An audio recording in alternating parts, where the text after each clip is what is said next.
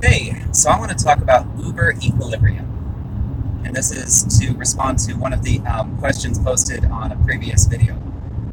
All right, so Uber Equilibrium. The concept is that we get tips, but we're going to be earning the same. And it was a very well-written document. Go back 2 videos to Friday Tips 2, and you can look in the comments and you can see the link that somebody posted, which I really appreciate that. So essentially, we're going to be earning the same amount of money despite tips because Uber is going to lower their costs or lower their rates. Well, if Uber did that, I can confidently say that I would kick them to the curb. And I would move forward with a couple other things in the background that have been kind of stationary right now. Now, tips, that should be an add-on. It shouldn't be a balance. So this is not permission for Uber to lower their rates. In fact, if anything, they should be raising their rates. And if they lower it, then what's going to end up happening is their IPO is going to tank because drivers are going to retaliate. We're going to band together. And if you guys need a place to band together, I'm going to be organizing if that happens. That would be a very, very foolish move on their behalf. And economically, it doesn't make sense. I mean, it's kind of like communism. On paper, it makes sense, but at the same time, to lower the rates even further would be to diminish our capacity. You're going to lose all of the good drivers that are doing this, like myself, full time. You're going to lose them. They might do it part time, but I mean, don't get me wrong. I'm thinking about switching over to Caviar and Amazon Flex and all of those because I don't see any progression. And keep in mind, I just did a video about Uber's CEO meeting with these advisors, these ride-share advocates that nobody's heard of or met, at least not in my experience.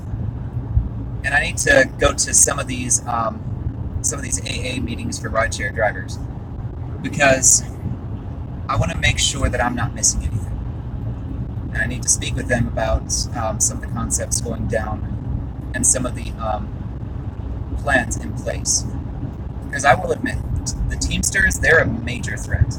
If they win, which Uber can prevent, but only with the right PR team. Like, I could stop the Teamsters like that. I know exactly how to do it. In fact, I might make a video on that just because, I mean, God forbid Uber ever contact me about that shit. Excuse the language. But the Teamsters are a genuine and a volatile threat because if they win in Seattle, one, they are going to dismember drivers. I mean, they're going to just destroy us on behalf of the cab companies. And then I'm going to have to organize class action with all of you, which is going to be a pain in the tail that I don't want to do. But, I mean, think about it this way. If you give a union that has a conflict of interest power over drivers like us to where they can set our hours, they might even affect our rates, and we have to pay them union dues, even though we never volunteered for it or were solicited. Well, what they're going to do is they're going to cut the hours and they're going to slowly make it much more favorable to taxi drivers, which is the wrong thing to do. Because taxi drivers, the only reason they're halfway better is because of all of you. All of you gave them competition that they previously did not have. They could be assholes. They could do all sorts of things. And they don't have to risk deactivation. I mean, they just keep on going. And right now, from downtown Seattle to the airport, I will make a max of $26. Taxi drivers make $40. And what they do, they also have to pay weekly or daily dues on their vehicles. But at the same time, they have unlimited airport access, and they have an agreement with the airports, which needs to be remedied real quick. So, yeah, you've got this clear conflict of interest, and you have this group that's trying to unionize us on behalf of us without us. And they represent the taxi drivers in trying to stop us. So they are a viable threat. And it's all politics. But going back to the equilibrium side, they would definitely push to lower the rates, but wouldn't be surprised if they did something with tips as an excuse to harm drivers. But Uber may do that on their behalf anyway. I mean, let me be blunt. We do need a union, and that's something that I'm going to be looking into in the next couple of weeks of starting, because without a union, we have zero representation. As you saw from Uber CEO meets with Seattle peer advisors. We don't know who those peer advisors are. Did they address the legitimate concerns?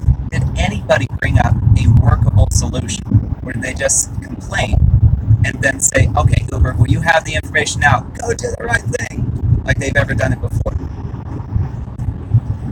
So overall, we're just horribly disenfranchised, and Uber is running itself like a startup still. And that's a problem. You can't run a company like a startup after 5 years.